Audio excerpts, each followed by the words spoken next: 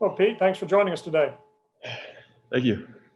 We've got a few media folks lined up here to ask some questions, so we'll kick things off with Austin Ward. Austin, you're up.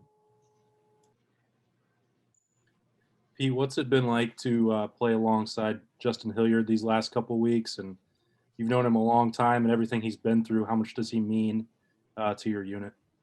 Yeah, when you talk about Justin, he's a guy that kind of welcomed me into the university. He was a guy that we've had really fun times together. To see his improvements throughout the season and the way he's playing and operating on the football field is crazy to think. You talk about all the injuries, everything through adversity he's gone through. To see the level of play he's going with right now, it's crazy to think about. But I credit the kid and his hard work and how much he loves this team. It's just great playing alongside with him.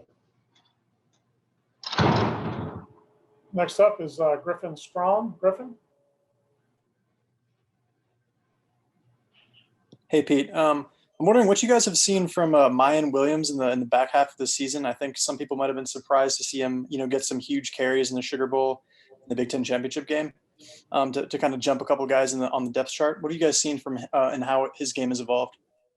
Yeah, he's a guy that's been working really hard in practice, and we've kind of seen it through him getting reps here and there and just excelling very well against our defense. So when you run the ball like he does in practice, you got to put him in game situations, and in the times he has been in the game, he's done very well.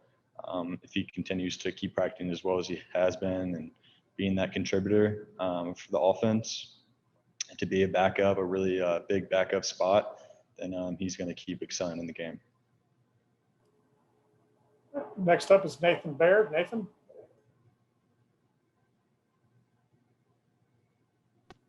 Sorry, Pete, you guys are obviously coming off of a performance where you contained Travis Etienne pretty well. Just curious, any similarities or differences you see in the challenge now of going against Najee Harris, both rushing and receiving, I guess?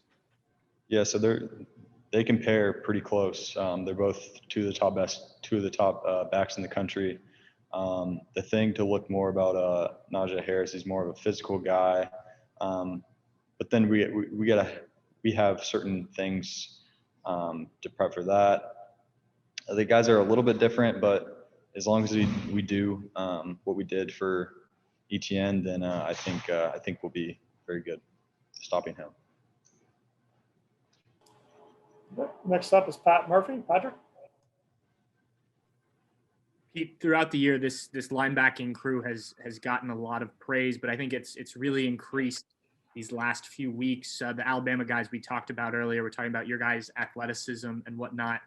What do you think has been the main reason behind kind of the evolution and the continued development of your guys' group throughout the season?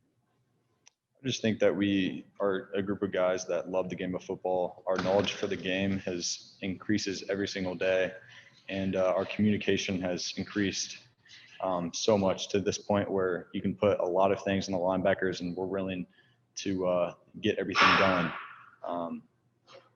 Our communication, knowledge of the game, everything like that. If you look at the first game and then now this game, we've improved so much because we've taken that coaching and we've gone with it, and we put more things on the table. The coaches put things on the linebackers' table and a lot more towards the end of the season because they know that we're capable of doing it. And I just credit our coaches and the other linebackers on the field because we're really capable of doing many things, and I think it's helped us show the country that the linebackers are our linebackers are a strength. Next up is Zachary Braziller. Zach?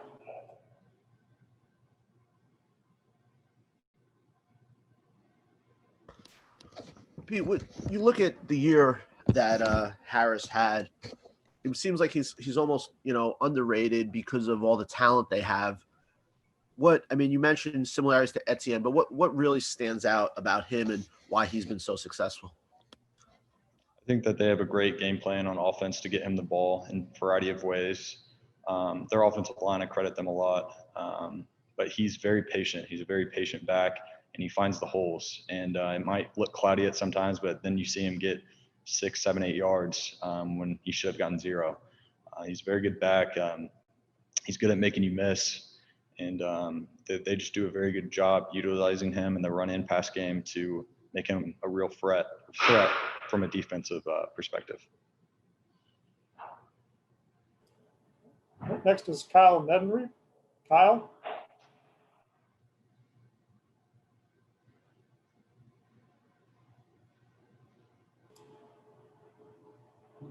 Kyle, you're still on mute. Sorry. Hey, Pete, probably a pretty rare occasion where you have 2 high school teammates going against each other with you and Emil out there in the national championship Monday.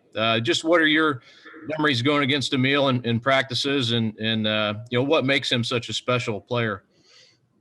Yeah, so I remember Emil, his dad was our defense coordinator. He was a D-line coach, so I'm really, really close friends with that family and Emil. And he's a guy, he's a good kid, and he works really hard. You think he's big, this big guy, and then he can move super well.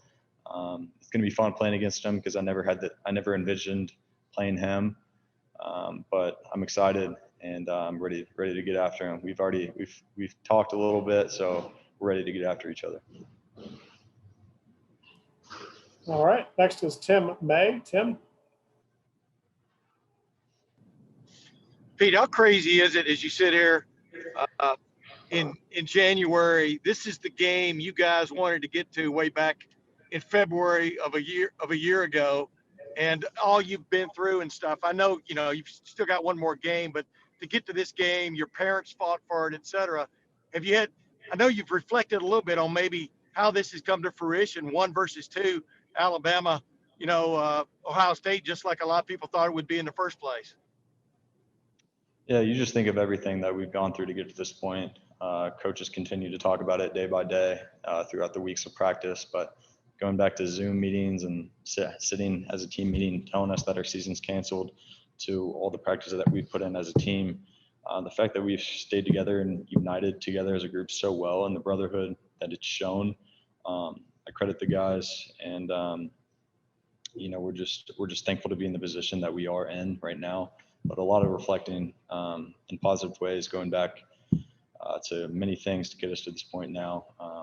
You just got to credit so many different people and the guys staying together to really have one goal in mind, which is this. So we just got to keep focusing, keep grinding together as a unit, and we'll be ready for Monday. All right. Next will be Dan Hope. Dan? Hey, Pete, Alabama's offensive line just won the Joe Moore Award for, being the best offensive line in the country. So what's it like preparing to go up against an offensive line like that? It's not anything different. We've seen it every single day in practice. We like to compare our offensive line to their offensive line. So it's going to be very similar. We butt heads with our offensive line, and I'm sure it was neck and neck with our offensive line versus their offensive line. And I like to agree that they're very similar. But that being said, we just got to keep going against our guys. We've seen it. We know what it's like. So we're ready to get after them. But I credit them. Very good offensive line, very disciplined, and very aggressive getting off the ball. All right. Bill Landis. Bill, you're up. Hey, Pete, it seems like Alabama's offense gives teams a lot to look at in terms of, motions and formation. What's the key when you're playing against a team that is going to have that sort of late motion at the snap, guys sort of like flying toward the sideline and stuff like that? Like, have you seen a team that does that yet this year, and just what's the challenge of playing against it? Yeah, so they do a good job trying to get the defense out of place. We just got to do a great job. Simply, we got to do a great job of tracking the ball. We got to be good tacklers. We got to have our feet in the ground when they're trying to not get our feet in the ground with all the shifts and everything that they do. So we got to get through it. Got to keep practicing hard, and then we'll be ready. All right. And our final question is from David Jones. David? Pete, I know you deal more with Al Washington than you do with Larry Johnson, but Larry has his fingerprints on the defense just in general. What makes him different, if anything, unique as a teacher, as a communicator? He's very close with all of his guys on the defensive line. I know that from experience. I wasn't very close with him my freshman, sophomore year, but I have gotten very close with him because of the third down situations and things like that.